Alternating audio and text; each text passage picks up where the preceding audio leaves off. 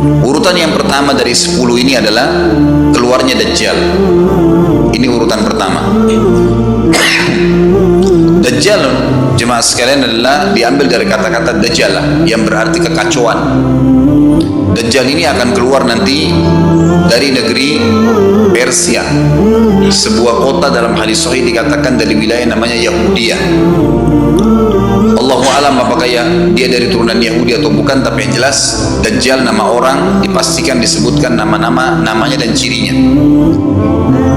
Dan dia akan diikuti dari wilayah Yahudiyah tadi, di wilayah Khurasan, kalau sekarang wilayah Iran, negeri Iran sekarang. Diikuti dengan 70.000 dari orang-orang Yahudi Khurasan. Dia akan keluar membuat kerusakan selama 40 hari. Kata Nabi SAW, 40 hari itu sehari seperti setahun, sehari lagi yang kedua seperti sebulan, hari yang ketiga seperti sepekan, dan sisa harinya seperti hari kalian.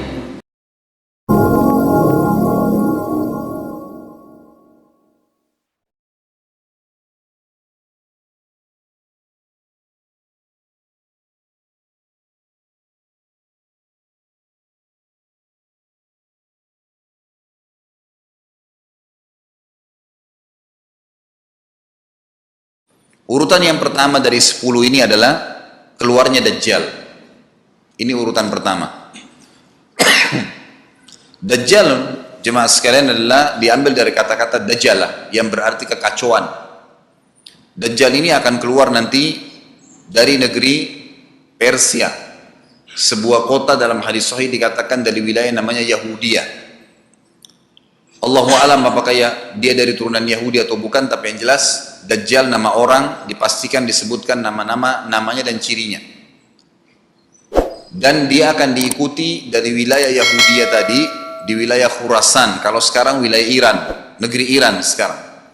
Diikuti dengan 70.000 dari orang-orang Yahudi Khurasan.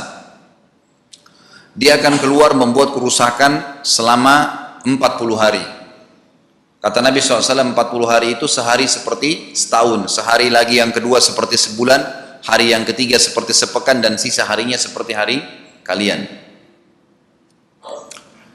Ulama hadis mengatakan yang dimaksud adalah sehari pertama seperti setahun, memang setahun maksudnya. Jadi Dajjal akan buat kerusakan setahun, 2 bulan, 2 pekan. Dia akan keliling muka bumi semuanya, dan kata Nabi SAW, seluruh bumi ini akan dimasuki oleh Dajjal, tidak tertinggal satu lorong, gang, jangankan kota atau desa, kecuali Dajjal akan masuk ke dalamnya, kecuali Madinah dan Mekah. Tidak bisa dimasuki oleh Dajjal. Kata Nabi SAW dalam hadis sahih, karena di setiap pintu gerbang Mekah dan Madinah malaikat menghenuskan pedangnya dan menghalau Dajjal sehingga Dajjal tidak bisa masuk. Ciri-ciri Dajjal disebutkan dalam banyak hadis yang sahih adalah mata kanannya yang paling pertama rusak seperti anggur kering.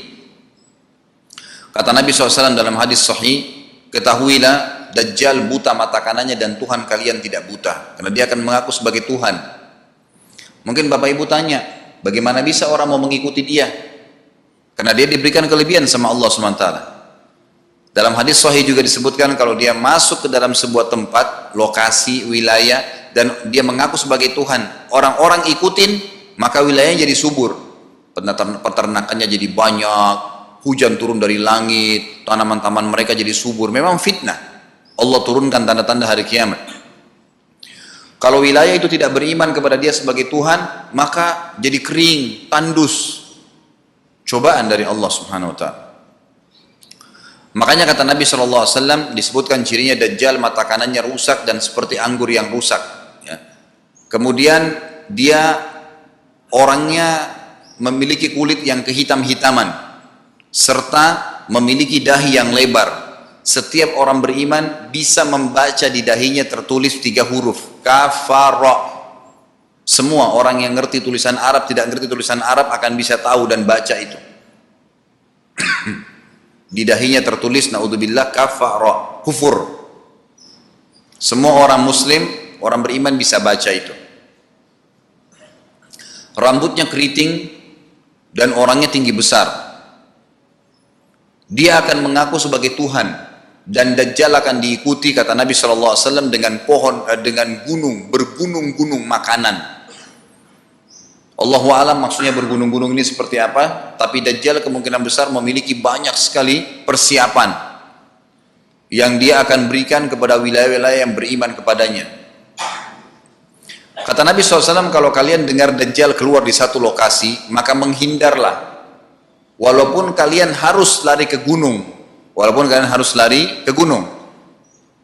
Tapi kalau seseorang di antara kalian bertemu dengannya, maka kokohkanlah. Artinya, kuatkanlah iman kalian, walaupun kalian harus dibunuh. Dajjal ini memiliki di tangan kanannya api, kelihatan besar, Allahu alam di telapak tangan atau di sebelah kanan tubuhnya. Kemudian di sebelah kirinya itu memiliki air yang sejuk seperti sebuah lautan yang luas. Sebagian ulama hadis mengambil hadis ini dengan letter-letternya, artinya dia memang punya api yang sangat besar untuk menghukum orang-orang yang tidak beriman pada dia, dan dia memiliki sungai yang atau lautan yang luas, airnya sejuk dan dingin bagi orang yang ikut kepada dia. Kata Nabi SAW, kalau kalian ditangkap oleh Dajjal, hadis begini, kalau kalian dengarkan Dajjal, carilah tempat yang jauh dan jangan seseorang di antara kalian berkata, imanku kuat, aku akan menghadapinya. Karena bisa saja dia mengatakan itu, ternyata pada saat ketemu dia jadi pengikutnya. Tapi kalau kalian bertemu, kokohkanlah pendirian kalian dan yakinlah Dajjal, ya, di tangan kanannya ada api dan di tangan kirinya ada lautan. Kalau kalian tertangkap, maka pilihlah yang di tangan kanannya, yang api, dan ucapkanlah bismillah. Pada saat kalian pun harus dilemparkan ke api itu, ketahuilah api tersebut adalah lautan yang dingin. Terbalik, air yang dingin di tangan kirinya sebenarnya itu adalah api neraka yang panas. Maka kita diajar oleh Nabi SAW. Dajjal terus aja banyak pengikutnya, akan diekspos seperti kita tahu sekarang. Luar biasa bagaimana media dalam sekejap saja sudah bisa tersebar di sana sini beritanya. Kata sebagian ulama yang menanggapi fasilitas media kita di zaman sekarang mengatakan, kemungkinan besar memang Dajjal ini akan terekspos sangat cepat karena adanya media kayak kita sekarang. Cepatnya dia keliling muka bumi ini setahun, 2 bulan, 2 pekan sudah semua bumi ini dilingkari, didatangin, karena memang sekarang fasilitas pesawat ada, transportasi mudah.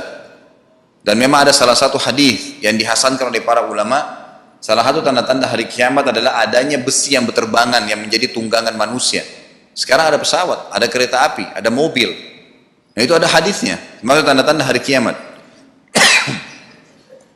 Dajjal nanti akan masuk ke Mekah dan Madinah, akan tiba di Mekah dan Madinah, tapi yang dibahas dalam hadis adalah di kota Madinah. Mohon maaf. Lalu kemudian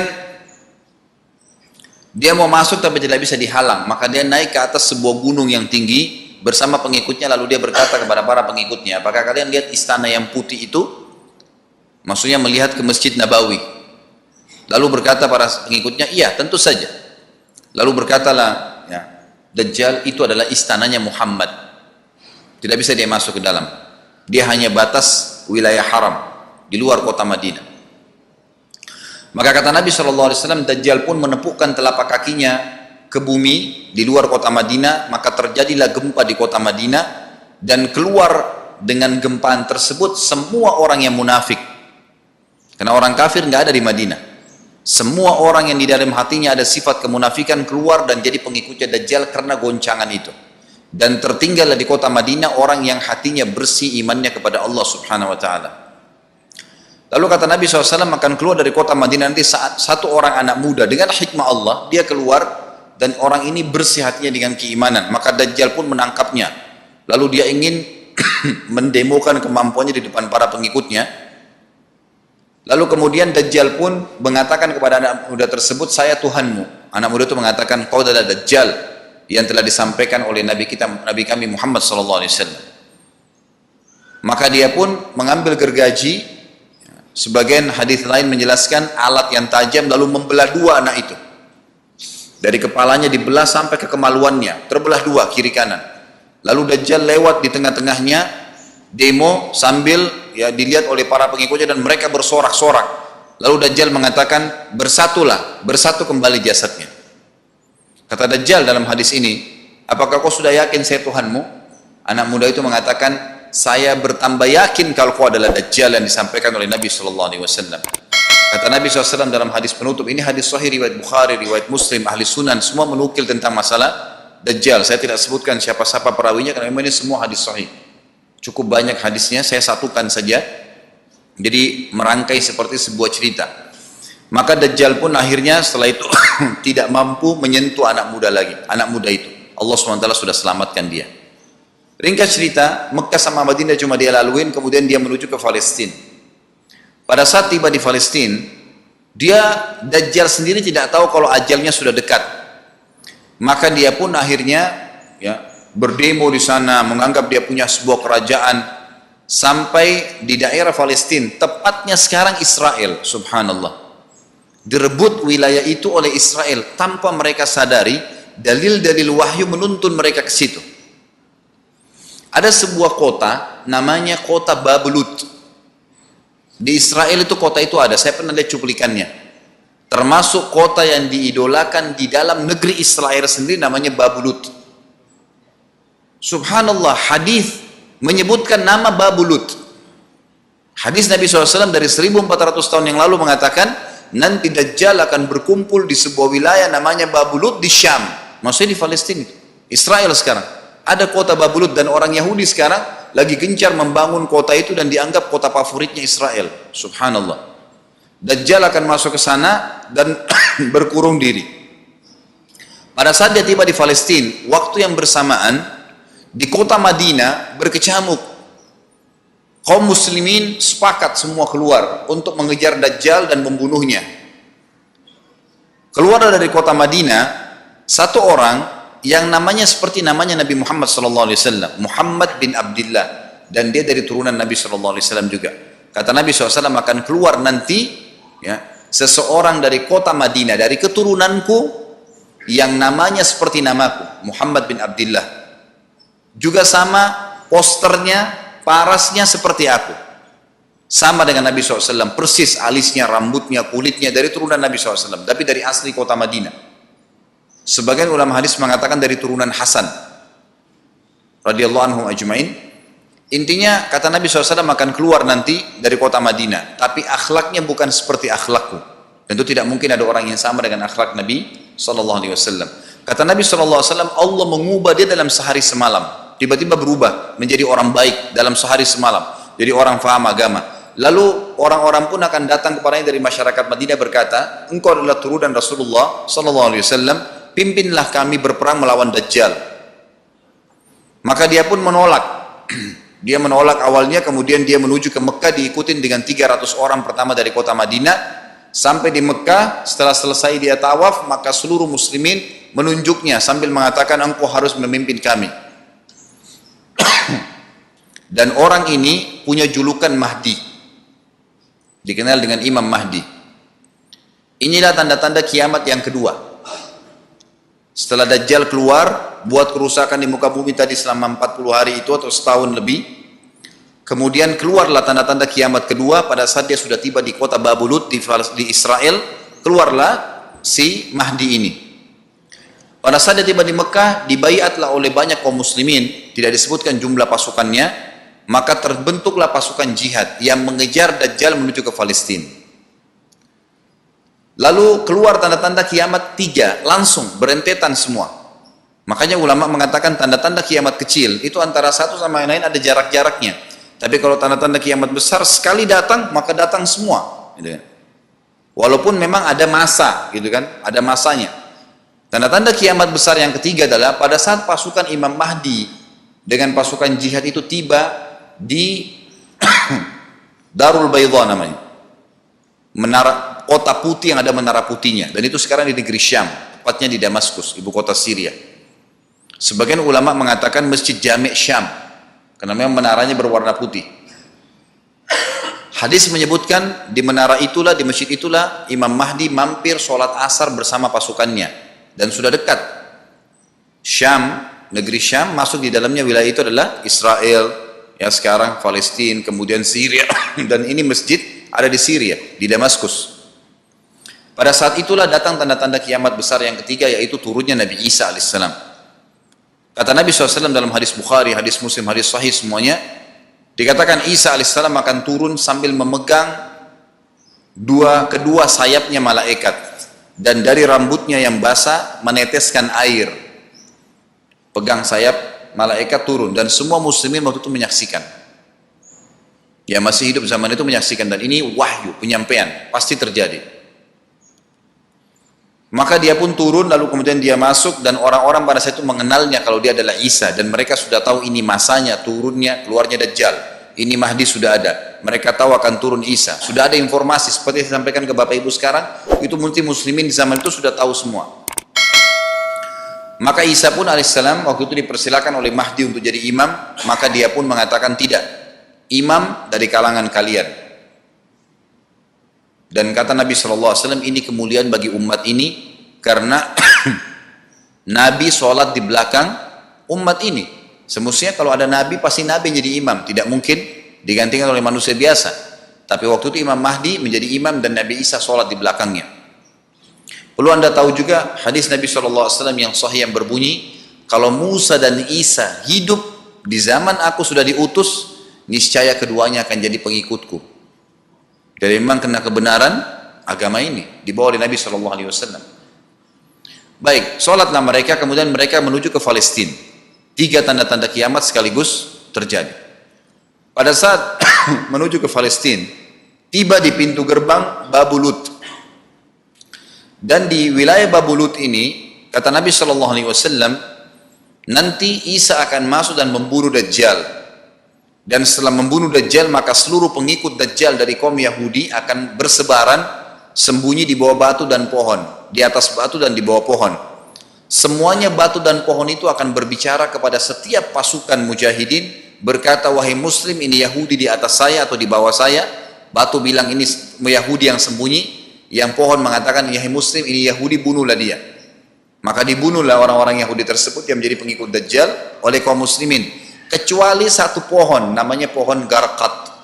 Pohon garqat ini pohon yang daunnya kadang-kadang agak kering dan ada duri-duri, ya, batangnya ada durinya.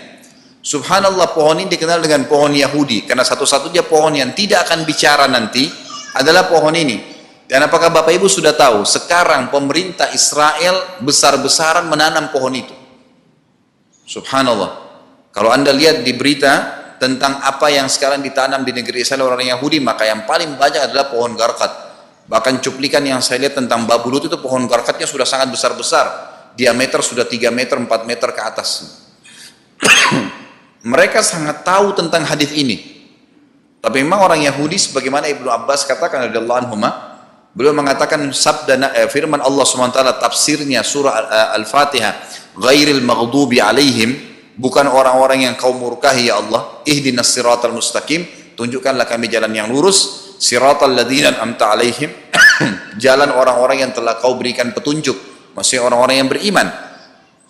Ghairil maghdubi alaihim, bukan orang yang kau murkahi. Kata sahabat Nabi Ibnu Abbas radhiyallahu anhu adalah orang-orang Yahudi. Allah murka sama mereka karena mereka tahu kebenaran tapi mereka tidak mau ikutin. Itu cirinya orang Yahudi. Bahkan Allah mengatakan tentang mereka terhadap Nabi SAW, ya'rifuna kama ya'rifuna abna'ahum. Mereka mengenal Muhammad SAW sebagaimana mereka mengenal anak-anak mereka sendiri. Jadi orang Yahudi tahu. Waladhdallin, dan bukan orang-orang yang sesat. Ini adalah kata Ibnu Abbas, orang-orang Nasrani. Mau nyebarin agama tapi mereka keliru. Agamanya yang Nabi Isa itu tidak wajib disebarkan di seluruh dunia. Tapi disebarin untuk Bani Israel. Karena Nabi Isa diutus untuk Bani Israel. Mereka mau berdakwah tapi salah. Ringkas cerita adalah Nabi Isa alaihissalam akhirnya tiba dengan pasukan mujahidin di depan pintu gerbang Babulut. Kemudian orang-orang Yahudi tidak kenal, tidak tahu Nabi Isa, tidak tahu tentang itu Mahdi. Mereka belum tahu ini. Mereka berbangga-bangga saja. Lalu mereka berkata kepada Dajjal, ada pasukan, segelintir pasukan yang mau menyerang kita. Dajjal mengatakan, bukakan pintu gerbang. Mereka tidak akan mampu melawan kita karena pasukannya mereka banyak memang.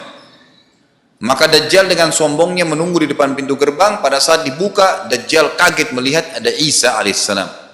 Dan pada saat itu kata Nabi SAW, Dajjal faham kalau sudah tiba ajalnya. Begitu melihat Isa alaihissalam, dia lari dan badannya sambil meleleh di depan para pengikutnya. Lalu Isa alaihissalam mengejarnya, mengatakan, wahai musuh Allah, saatnya kau akan menemui ajalmu. Lalu ditusuklah dengan tombak emas di antara dua matanya, maksudnya di dahinya, ditusuk oleh Isa alaihissalam dan matilah Dajjal. Pada saat Dajjal mati, pengikutnya pada ketakutan semua. Mereka anggap Dajjal Tuhan, mereka anggap Dajjal orang yang perkasa lah, orang yang kebal lah, beragam macam kelebihan. Mereka kaget pada saat mati, maka bertebaranlah mereka dan akhirnya mereka sembunyi di bawah pohon dan batu.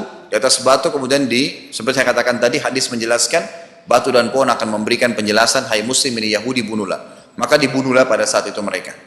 Lalu Nabi Isa alaihissalam memimpin di muka bumi, dan kata Nabi SAW, pada saat itu Islam, agama Islam yang dibawa oleh Nabi SAW akan masuk ke semua rumah di muka bumi, gak tersisa.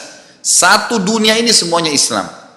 Hadis sahih, kata Nabi SAW, Islam akan masuk ke setiap rumah, biizzil aziz au bidzilli dhalil, dengan kemuliaan atau terhina.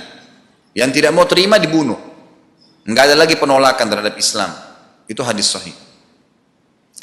Maka Nabi Isa alaihissalam memimpin pada saat itu, disebutkan dalam hadis 40 tahun dengan ketenangan menerapkan hukum Islam. Kata Nabi SAW, bagaimana awal umat ini bisa sesat sementara aku yang pimpin, dan bagaimana akhir umat ini bisa sesat sementara yang pimpin mereka Isa dengan menjalankan hukum-hukumku. Jadi Nabi Isa alaihissalam nanti menerapkan Al-Quran seperti yang kita lakukan, sholat segala ini sudah selesai, dikerjakan semua. Dan dalam hadis lain dikatakan Isa alaihissalam akan menghancurkan semua salib, membunuh semua babi.